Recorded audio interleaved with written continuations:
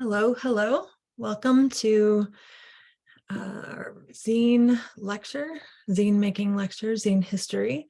My name is Katie Grip, and I teach in the Department of Art and Design at Cal State San Bernardino. This is a shorter version of a lecture that I gave to our students recently, but it went over an hour, and so I figured I would record a shorter one for you if you're just looking for quicker information. So today I'm going to be talking about a little bit about the history of zines. I'd say that it's kind of like a sample platter that we could talk for hours on the history of zines, but I'm going to give you some highlight moments. And then I'll talk a little bit about how to construct a zine, where you can find inspiration for zine making, and who can make zines, and then how you can share and distribute zines, which my ulterior motive, honestly, is to get you inspired enough to join in our Zine Fest at Cal State San Bernardino on December 9th from 6 to 8 p.m. I'm trying to make sure I get that right, at the Visual Arts Building, and that's 2022. So if you're watching this later, that already happened. But yeah, so let's get into the lecture. Well, you've already heard me say zine, but want to get this out of the way. A lot of people, when they see this word, they think, what's a zine? And that makes sense that you would pronounce it that way. But just for your information, it's called a zine, short for fanzine, similar to the word magazine. Okay, so the history of zines as we know them now is fairly recent, into the early 20th century. And there are a few different ways that it began to manifest. One of those is groups of science fiction fandoms in the 1930s that were creating fan art, self-published books, which we now call zines. Also, Dadaists from the Dada art movement were circulating their work in kind of small self-published works that they were sending out to chosen at random people from the phone book. It's like mail crank calling or something.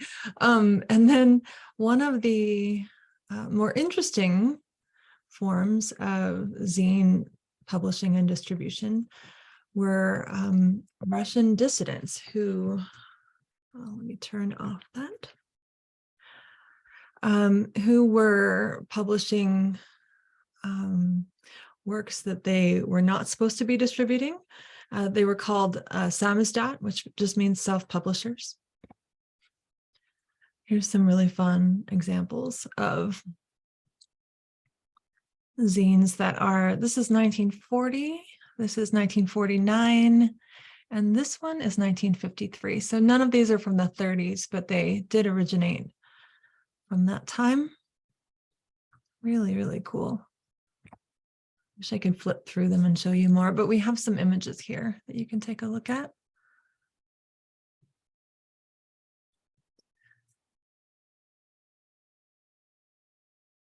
Here's an example of samizdat, the Russian dissidents. What I find so interesting about these is that the typewriters that were being used at the time were trackable. They would have identifying features, and if you published something that was not allowed, they could find you and you'd be in trouble. So these were actually published with like black market typewriters that didn't have the same identifiable features. So one thing that zine making has in common, and that has had in common for most of its history. Not all zines have this feature, but many of them do. Okay, trying to get this phone off. Okay, sorry, is that they often are a way for people to get around censorship. I gotta say that in 2022, censorship is a subject matter that I would that's very interesting on both sides of the political aisle, but I won't get too much into that. But I will say that one cool thing about zines is that it's self-published books essentially. And so if you feel like the message that you're trying to share is one that is being suppressed by the powers that be, often self-publishing is the kind of punk way to go. So my hope is that you'd use your powers for good, but it's just an interesting inherent quality of zines is that they're a really great way to get around censorship. Here's a fun moment in zine history. So I'll just read this for you. I know it's terrible when people read from a slide, but following its beginnings in the Dadaist and science fiction scenes, the zine had its first queer American edition in the 1940s. Edith Ide created zines under the name Lisa Bean. It's kind of a funny anagram for lesbian. And so that's just an interesting moment for zine history. There's not a lot of examples of her work, but here's one for you. Okay, probably some of the more famous publications that you might have heard of before were from the Beat Poets. So a lot of what the Beat Poets were making and sharing and attempting to publish was considered way, way too provocative for audiences at the time and maybe even now, but okay.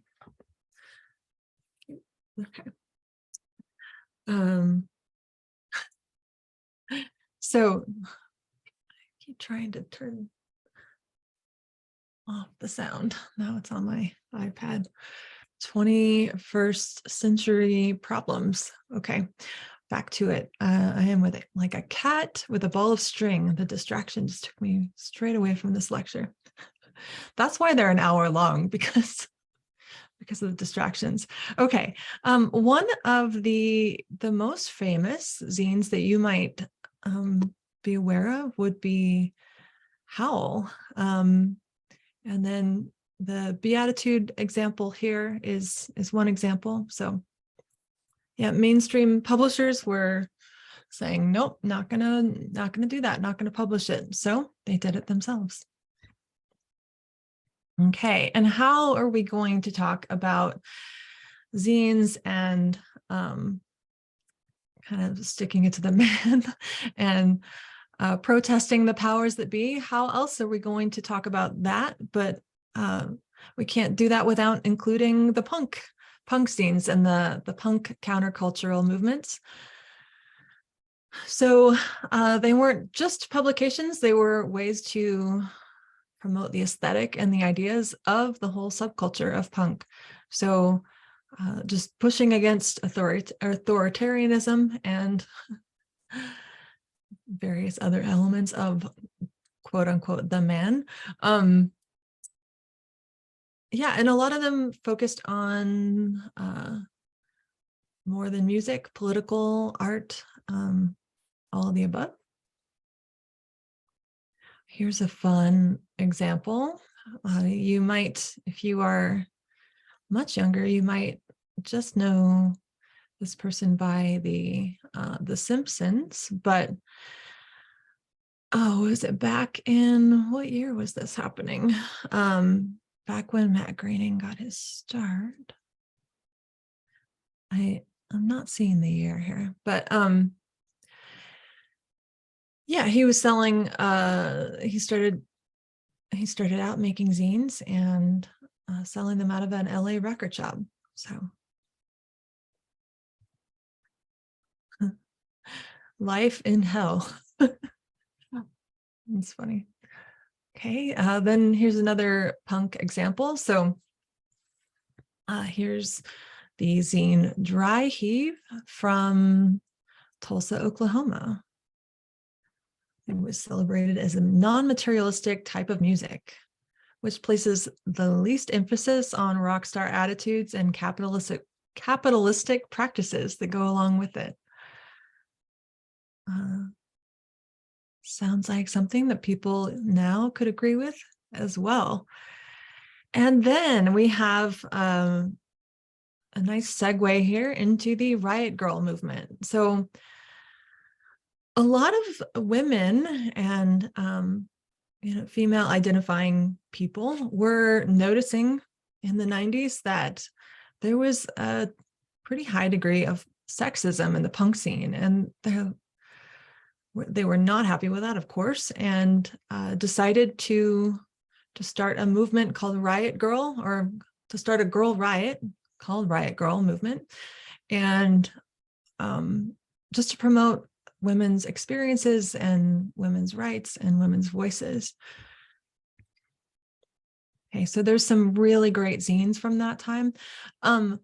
I am not going to share this here, but I would recommend, there was an exhibition based on the Riot Grrrl zines, kind of bringing some of those back.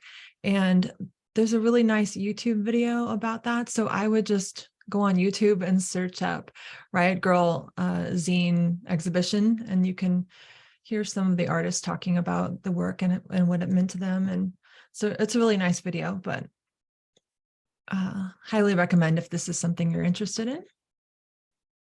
You'll notice with these, and I'm going to get into this in a little bit, but you'll notice that they are produced or reproduced on copy machines, and not high quality printers, just easy, accessible copy machines that anyone can have access to. With a handful of change and a zine that you'd like to copy, you too can go to, I don't know, any office store. And I'm not going to promote any one office store. I feel like promoting anything would be counterintuitive to a zine lecture, but just with a few dollars, you could reproduce your own books, and that's just unbelievably empowering and cool. Okay, so here's some zines. Just some examples. They're really fun because if those of you who don't know me, who aren't from CSUSB, I teach graphic design, but I'm also an artist and a painter, and just enjoy the whole gamut of creative expression. And one thing I love about zines is that they are open to anyone making them. I mean, I know the Adobe Creative Cloud programs well, especially InDesign. I know it like the back of my hand. But you don't have to know InDesign. You don't have to know how to make something digitally and polished. It can be if you want, but you don't have to know how to do that. You could be a 5-year-old with some crayons and a piece of paper and some scissors and I don't know, $2 in your pocket, and be someone who could make zines. So I love the accessibility of this, and how open it is for anyone to make their own self-published works. So if you're watching this and you're not an art major, maybe you don't even go to one of the schools that are part of this Zine Fest, which is Valley College in San Bernardino and CSUSB, CSU San Bernardino. Say you are just thinking of maybe going to college, you should do this too. Or say you're at one of those schools and you're studying political science or English. You don't have to be left out because you're not an artist. Anyone can make a zine. These are some, I think, there's a bunch from Etsy that I was able to find. A lot of people share zines on Etsy, so you too can do that. I'm not sure one of these viruses is what I want to be seeing right now, but it was a great way to deal with the situation that our whole world was dealing with for the last 2 years, to talk about how that felt and what that was like for posterity. Again, there's just such a range of production level with production quality with these zines. If you're an artist or a professional artist and you want to find a way to share your work for people who might not have the money to buy a painting for, $500 to $50,000, you can self-publish your work in a little zine, and people can have access to your works for $5 to $10. And that's just very cool to me that it doesn't leave people out. Okay, so I think I do have this. This was the video I was talking about. I forgot that I'd included it in the lecture. So again, it takes up probably 8 minutes, so I won't watch it right now, but this is the title. So if you're interested, go on over to YouTube after this lecture. All right, so now you're super excited and you really want to do this because hopefully we're inspiring you to want to be a part of this. But so how do you make a zine? Well, I'll show you. One of the easiest ways to do that, there's 2 ways I'm going to show you here. You can, the sky is really the limit in terms of, well, maybe not the sky, but the printing capabilities you have and the size of paper you have, and whether you have some glue and staples and yarn and anything you want to bind it with. But I'm going to show you a couple common ways that you can create a zine. One of them is saddle stitch, and it's called that because the papers kind of nest on top of each other like a saddle on a horse. So they lay out this way. You can see the diagram I've created where you can look at it from, I don't know what view that, I don't know what I would call that, but the way you need to arrange the papers to be able to have it flip in the correct order is on one side you have 8 and 1, and then on the other side of this 1 you have 2, but on the other side of 8 you have 7, right? And then the only 2 that will be consecutive is your centerfold. Fun fact, if you're making a zine, it has to be in increments of 4, because like you can't have a 6-page zine, because each paper that you're folding in half, each side of that paper represents 2 pages, right? So one side of paper, this is one paper right here. We have 1, 2, 3, 4 pages. So for every page you add to your, or for every piece of paper, let me say, because each piece of paper has 4 pages to it. For each piece of paper you add, you're adding 4 pages. So you want to consider that when you're laying it out. Okay, here's a 12-page saddle stitch, just if you want the diagram for that, if you want to make a little bit more. I have more of them, more of these diagrams that go further on I have a zine about making zines that is published electronically, and I'll show you where to find that after this. Here's a 12-page saddle stitch. Accordion fold's really fun. You'll need larger pieces of paper for this, but you could also like tape them together if you wanted to. So, this isn't Simon and Schuster. This is you working in your own house, making your own self-published stuff. Okay, so I'm going to try to hold back my excitement for this one, the single sheet mini zine, because I used to make these as a kid, and I can't tell you how excited it made me to be like a 7 or 8-year-old child. And all I would have to do is go in this bin where my dad kept a bunch of the printer paper and pull it out. I could fold the piece of paper. I had a set of crayons or markers, and I could make my own book. And when you're a kid and you have no power, when I was a little kid, we didn't even have phones, or you don't have any money, you don't have a phone. Very little agency. It feels strangely empowering to make a little book that you can bring into the world. I know that sounds silly, but I think even at my age, which I won't share what that is, but it's still empowering. So I think from, 4 to 84, 94, this is a fun thing to do. So the next video here kind of shows you a little bit about how to do this. I'm going to turn off the sound. I really enjoy narrating other people's YouTube videos. Okay, let's get rid of this ad. We don't need ads. This is a Zine lecture. Okay, so you get 8 pages out of this. You fold it in half first. And then, yeah, there you go. A little hot dog. Oh, hot dog because it's the longer way. Okay, now this one's the hamburger. All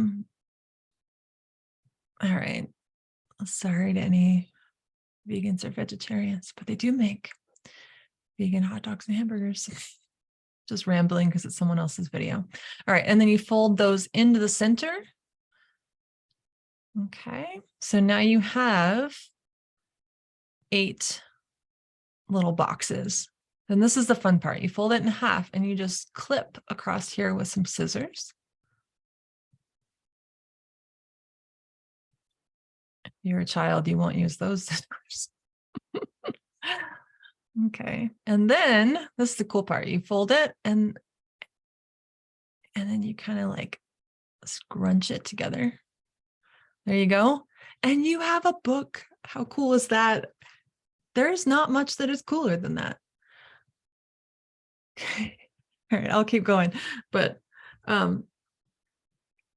okay, so if you are a graphic designer or an artist and you want to know which order to do that in, like if you know InDesign, you could lay this out in InDesign. You could make, guidelines and everything to just figure out where you're going to put your pages, but you could lay it out like this easily. And there you go. Okay. So what goes in a zine? You're probably thinking, all right, great. It's self-published, but what is it about? There's a lot of things you can cover. Now, this doesn't even cover all of them, but here's some potential subject matter. So one of them, I'm going to say art first because I teach in an art and design department. So if you are an artist, you like to draw or paint or make any kind of 2D work, even 3D work, you could take photos of it, I guess. You can put that into a small publication and have that as an option for a way that people could collect your work. So you could sell one of your paintings for $5,000, but you could sell a zine of your work to anyone for $10 to $15. And that allows more people to have access to the work you make. And we should want that, right? I don't know. Exclusivity is overrated. Another thing that you could make is poetry. So a poetry book, if you are a poet, maybe you're like me and you're an elder millennial who bought a typewriter and likes to write poetry. No shame in that. You could take pictures of that or paste that in and make a zine. Stories, you could even make a longer story or a comic book if you'd like. Fandom content. I had a student last year who made one about, I believe, Spider-Man. I'm hoping if he hears this, I hope I said that correctly. Spider-Man zine. I had another student who made a zine about the city they were from in Mexico to talk a little bit about the culture there, which I thought was awesome. I'm trying to think of, I had a student last year who made one on like a guide to anime movies. I don't watch anime, so I thought it was kind of cool to get a little rundown of what each one was about, just to know what people were talking about. And so you could do that. You could do activist issues. If there's something you really care about and hey, you're going to a march somewhere, guess what? You can make a zine about it and then fold them up the night before and take a bunch of them to the march you're attending or taking part in.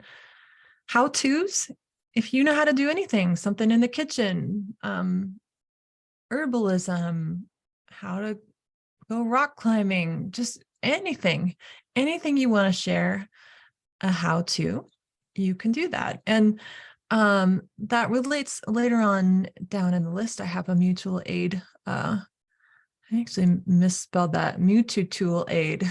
We can change that.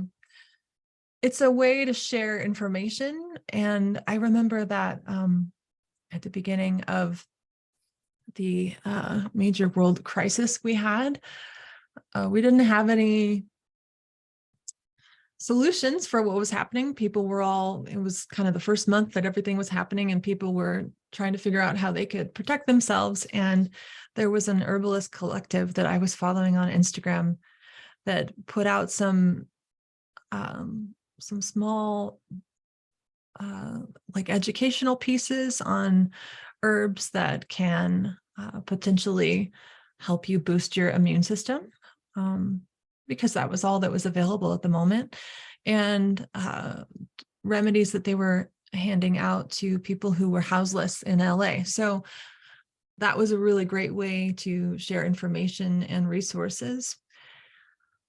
Content that is just meaningful and provocative and might otherwise be censored. I don't want to dive too deeply into every way that could manifest right now in culture. It's just an incredibly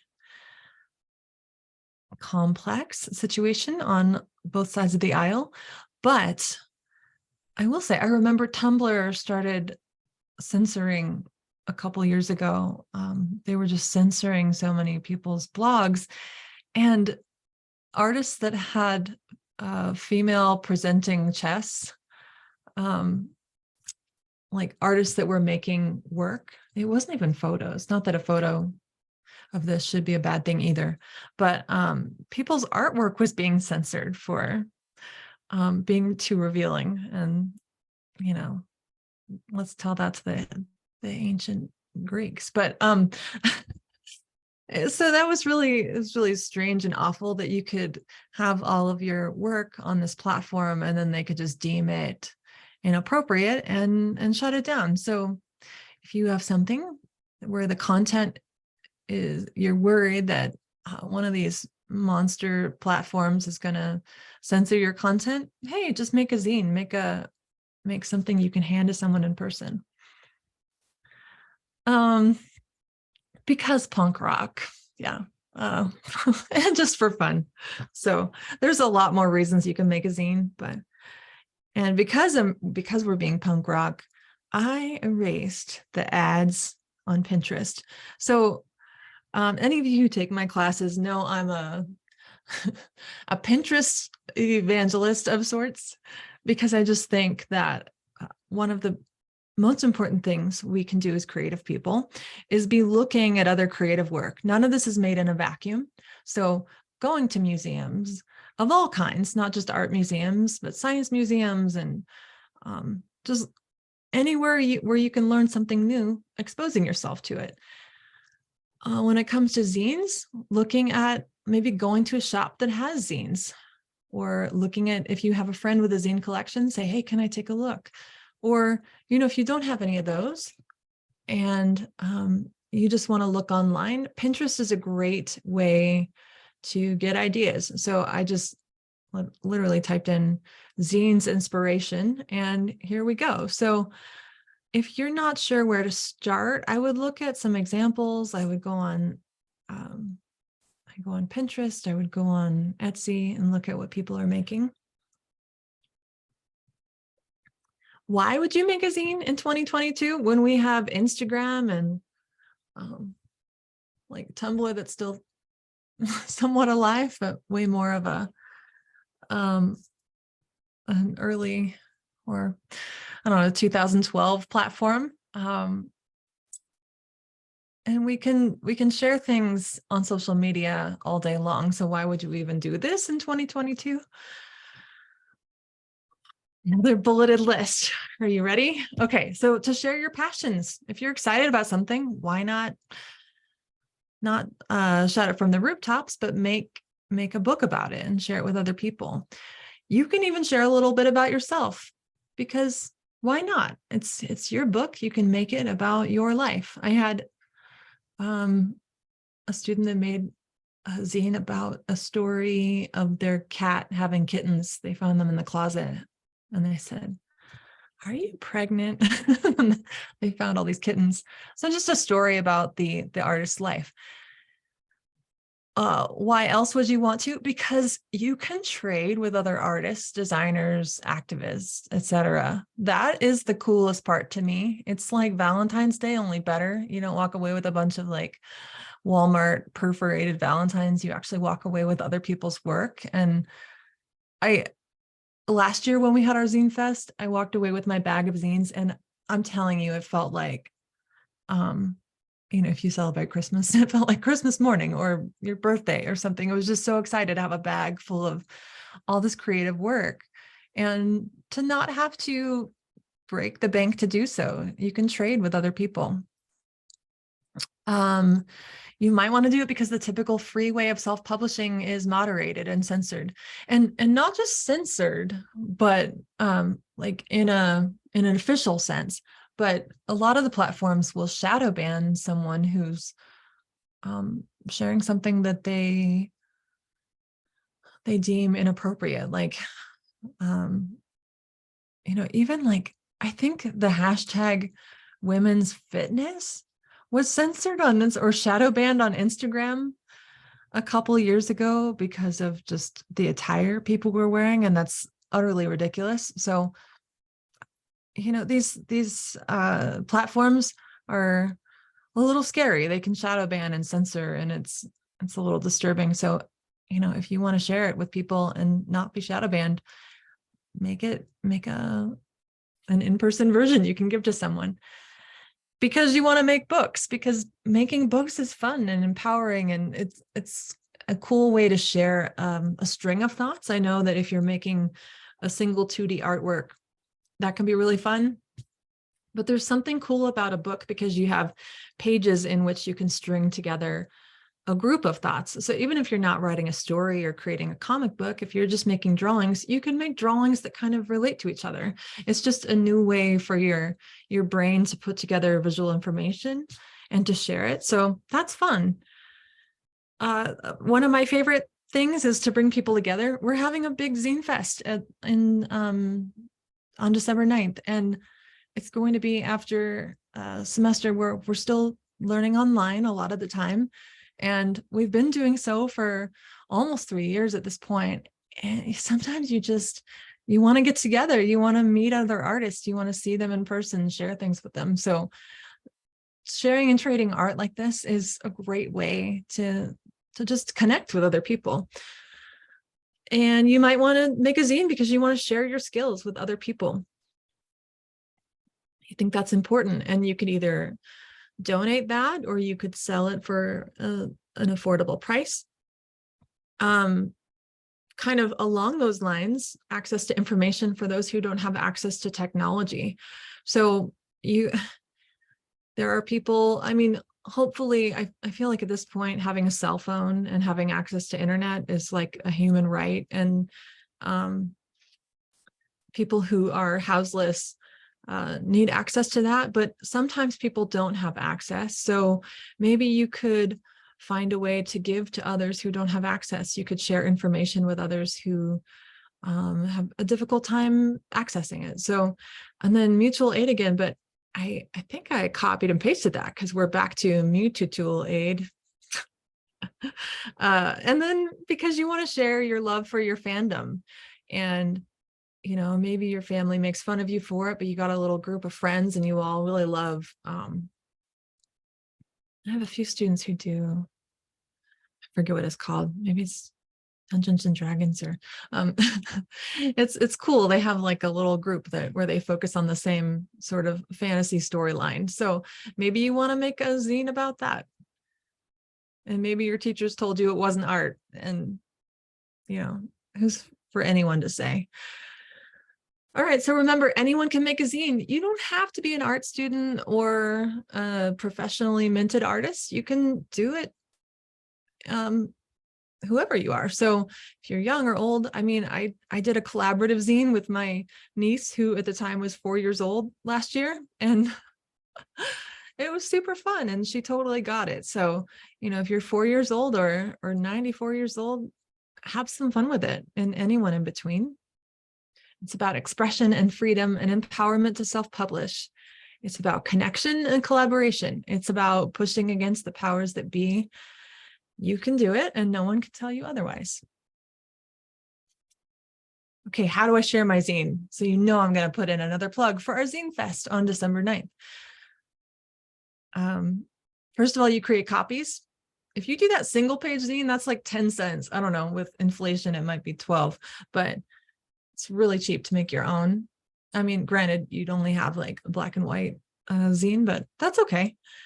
So go get your originals. Oh, I did mention an office. I mentioned Office Depot. Any company that has a copier. If you're a student at CSUSB in the art department, we do have our Visual Resources Center. Shout out to them. They're awesome. And if you're a student in that department, you can make copies there. If you have graphic design skills, hey, you know, fire up InDesign and design it that way. There's no right or, I mean, there's lots of right ways, but there's no wrong way to do it.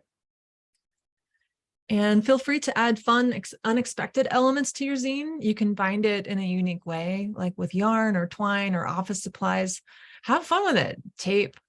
An easy way to work with binding is to get one of those long arm staplers. You can get it for under 20 bucks. So if zine making is something you want to do more often, I'd recommend investing in one of those. It's an easy way to bind a saddle stitch zine, but I don't know, if you make your own yarn and you want that to be, and maybe your zine is about the things you made with yarn, you could bind it with yarn. So think creatively. It could kind of be like an art book. So here's some. I'm digging this one here with the crayon stuff going on, but different ways you can bind a zine.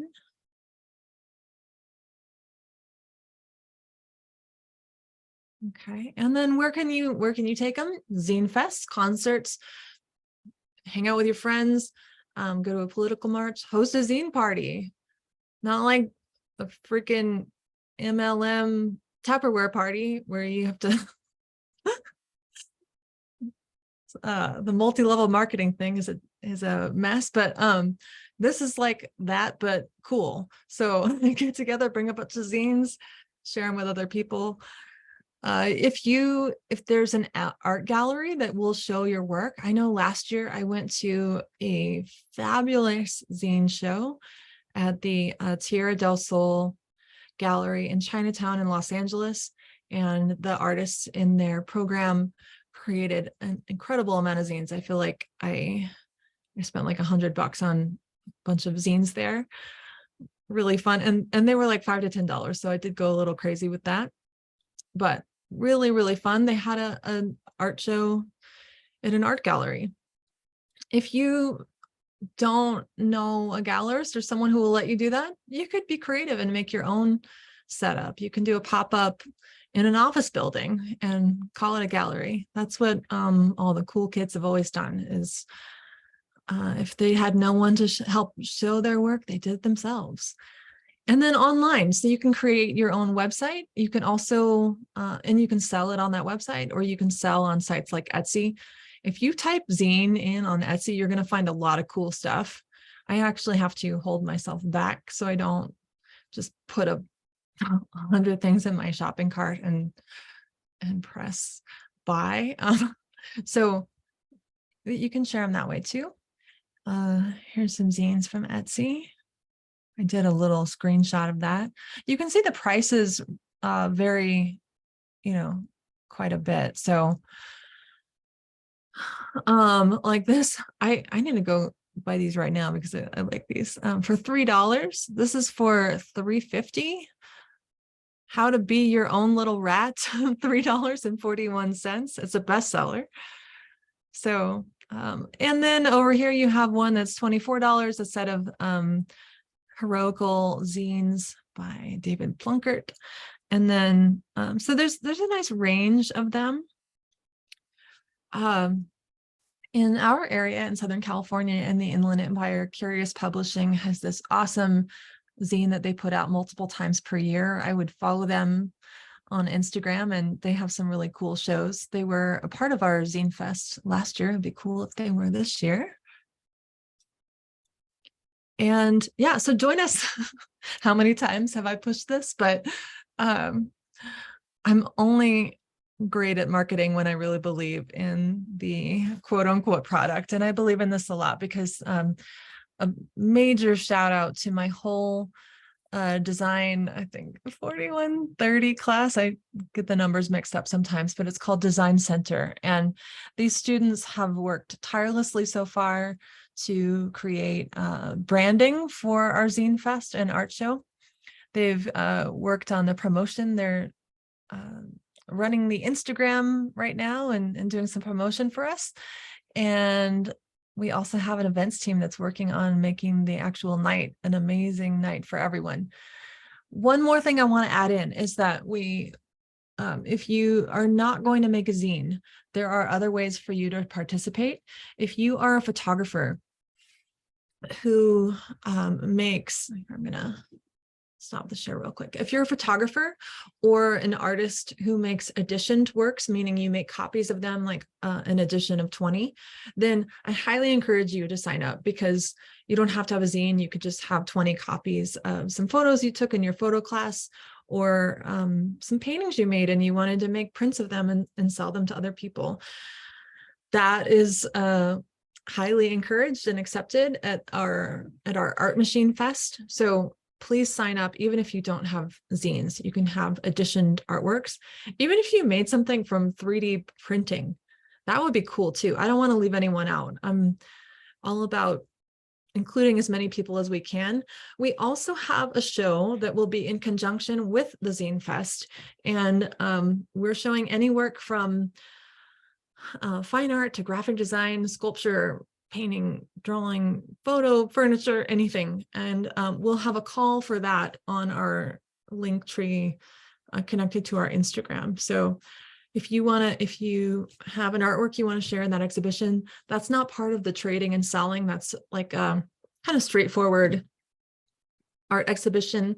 If you go to Cal State San Bernardino, it is in VA 106, but you don't have to be a student at Cal State. You can be a student at Valley College or even one of our local high schools. And if you aren't a student at any of those and you still really want to participate, please reach out, because I just don't want to turn people away. So yeah, big shout out to the whole class that is working on this and making it happen. And I wish I could have all of their faces on the screen right now instead of mine, because they're doing a ton of this work and making it happen. So please sign up, go to our Instagram and follow us. And here, let me share the screen for that so I can show you that.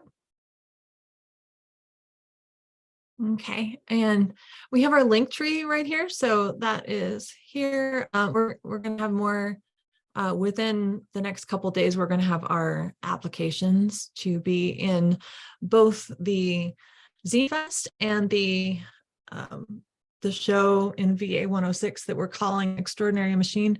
We also are going to have musical works and performances from Professor Kevin Zhang in the music department. So his students will be a part of that as well. It's going to be awesome. Art, music, zines. You don't want to miss it. So here's the link tree. It'll have more, but and then here's some of our promotional stuff. We'll have more as we get closer to the event, but please do follow our page. We're not doing it to monetize or get YouTube famous or Instagram famous. We're just trying to help you get the information. So please follow us. And we really look forward to having you be a part of this. The flip book right here is one I made last year and just kind of updated for this year. It covers a lot of the same things I did in this lecture. So I love for you to have access to that. Lots of good stuff here. Can't wait to have you be a part of this. So I thank you for letting me share this with you today. And I hope that you walk away inspired and ready to join us. So have a great day. Bye.